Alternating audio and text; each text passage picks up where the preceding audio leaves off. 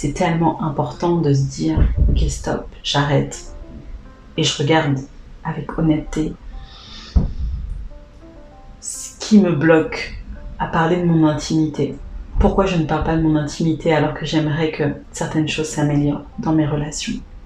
J'aimerais me sentir plus heureuse, j'aimerais me sentir plus entendue, j'aimerais me sentir plus écoutée, j'aimerais tout simplement me sentir à ma place.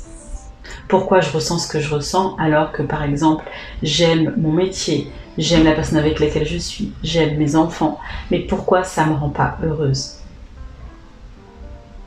Pourquoi ça m'oppresse? Pourquoi ça me freine?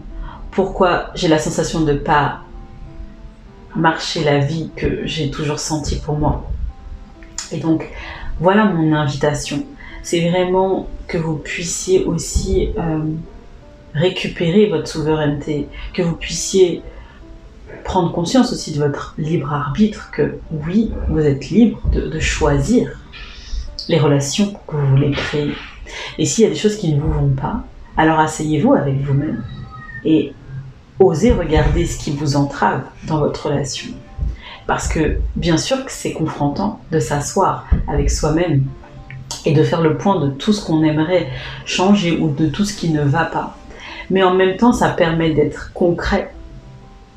Ça permet d'être dans le concret de ce qui ne va pas. Alors, ça peut faire mal, entre guillemets, de le voir écrire noir sur blanc, mais c'est déjà ce que vous vivez. Donc, c'est sûr, on passe à un autre niveau.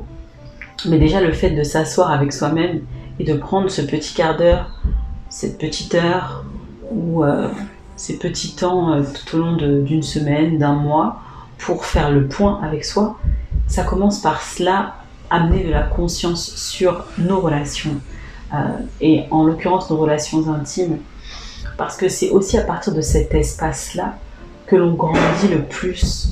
Et c'est pour ça que pour moi, sublimer vos relations, c'est extrêmement nourrissant. C'est pas juste pour faire joli, mais c'est pour vous permettre aussi de mettre en mouvement tout ce que vous sentez pour vous, tous vos rêves.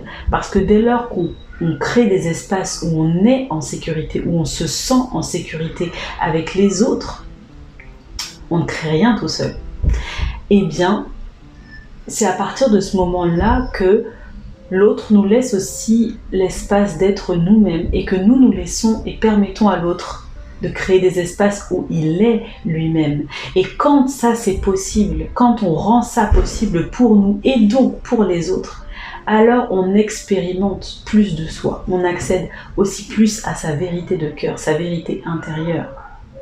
Et lorsqu'on accède à cette vérité intérieure qui, au travers des relations, alors ce que l'on se permet, c'est de mettre en musique ses rêves.